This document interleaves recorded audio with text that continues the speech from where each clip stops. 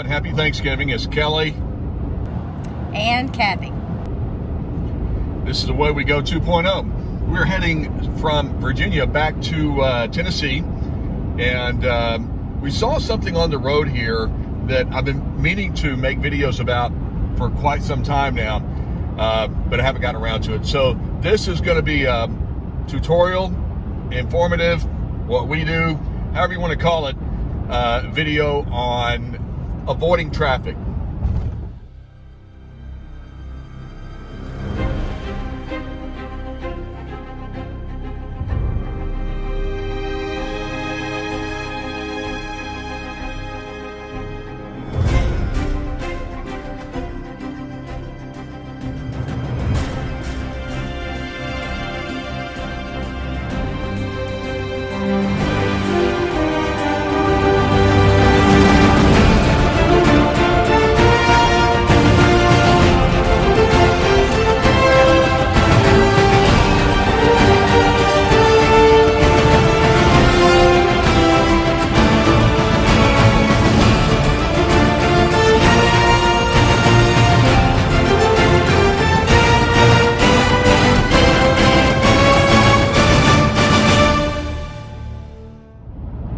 So like most RVers and travelers in general, professional or leisure, we try to use more than one mode of navigation, where there's a paper map, which comes in handy at times. It can be our telephone GPS, which, Apple Maps, Google Maps, Waze, and what have you. And our RV GPS, which keeps us out from places that we don't need to be with our trailer and stuff. So, but today, in particular, I wanted to talk about Waze and combining different things together to give yourself a better drive. So we use Waze primarily, and my Garmin LMT 760 RV GPS, no plug, but it works, for navigation. And then Kathy always follows us either with the paper map or the iPad, just sort of a bigger picture.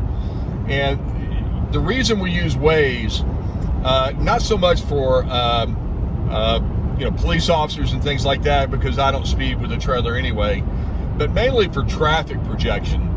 The Garmin GPS does have a traffic antenna, and we have subscribed to traffic alerts and what have you, and it does predictive routing, things like that. So the Garmin says, okay, you're going to be in Atlanta or LA or Boston at or around 5 o'clock. I'm going to intuitively direct you around traffic. So it does have that feature that you can enable inside your settings. But if you're out on the road on the interstate like we are today, it's not always as current as, for example, Waze. Waze is a crowdsourced traffic predictor, traffic guidance system, GPS, all of the above, really. But it tells you where there's accidents. It tells you where there are broken down vehicles. It'll even tell you when there's debris in the road, potholes in the road, lots of different stuff. And those things actually are really good, because you can, if it says there's debris in the road, usually there's debris in the road. So what we use it for, mainly out on the highway like this, is for accident prediction. So what I can do is on Waze, I can look out 8-10 miles or whatever, and see the traffic that's ahead of me and adjust accordingly. Because, for example, the road that I'm going to show you now,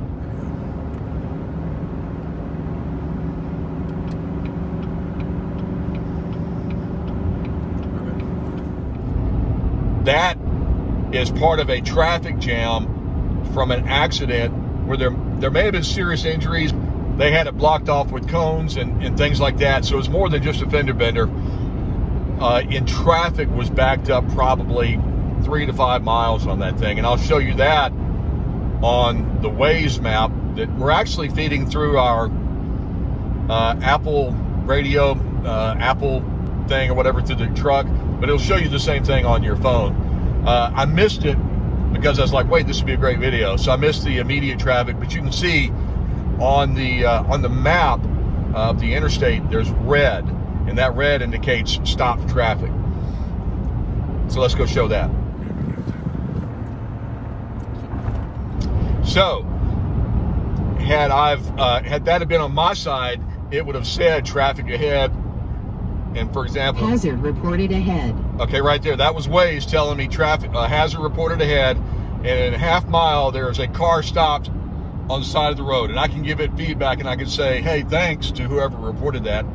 Or it gives me an option of touching, or ideally Kathy, the passenger, of touching the thing and saying, oh, that car's not there anymore, and it updates Waze.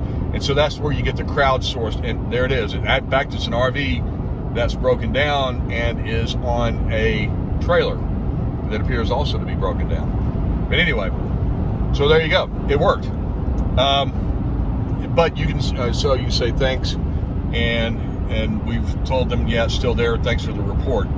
But anyway, so go back to the accident. That would have been probably a 45-minute delay, that traffic back there, because most of it was not moving, and what was moving very slowly.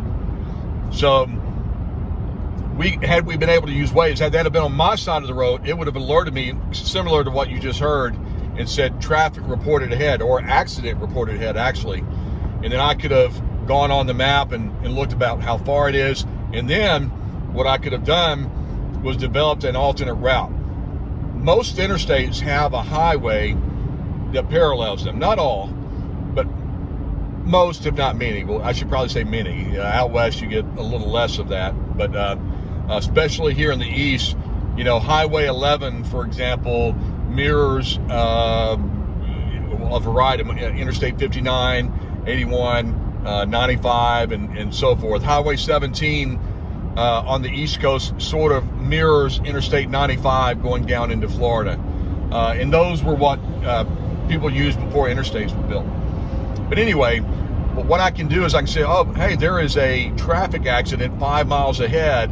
There's a lot of red on that map, so there must be a significant backup.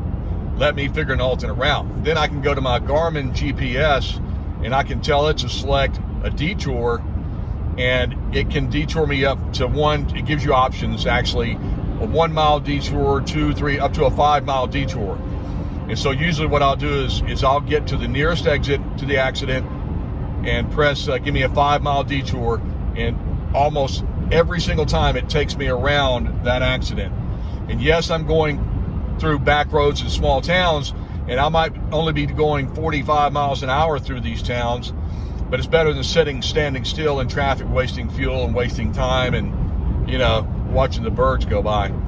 So that's why we use Waze. We use multiple forms of navigation, as you should always, because sometimes the electronic stuff gets a little confused. So you should always use multiple forms of navigation.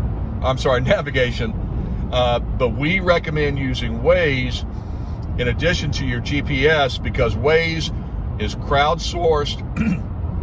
Waze is crowdsourced. It's current, and it's predictive. It can tell you what to do, when to do it, what's out there, everything from potholes to a tire in the road, a deer that may have been ran over and still out in the middle of the debris, anything, all kinds of stuff. Waze is a good tool. I don't navigate with the Airstream with it because Waze doesn't know what kind of what kind of bridges I can go over and under, and those kind of things. So I don't use Waze to navigate with the RV, with the Airstream, but I do use it for traffic prediction. So that's it. Hopefully this will help you stay out of traffic, avoid those frustrating traffic stops in extreme cold or extreme hot, or just whatever. You just keep you moving. And hey, you get off the interstate, some of these back roads for a while. Unless you're in a hurry, I recommend doing it anyway.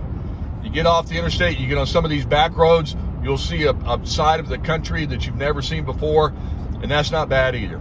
So this is Kelly and Kathy with Away We Go 2.0, and we will catch you down the road.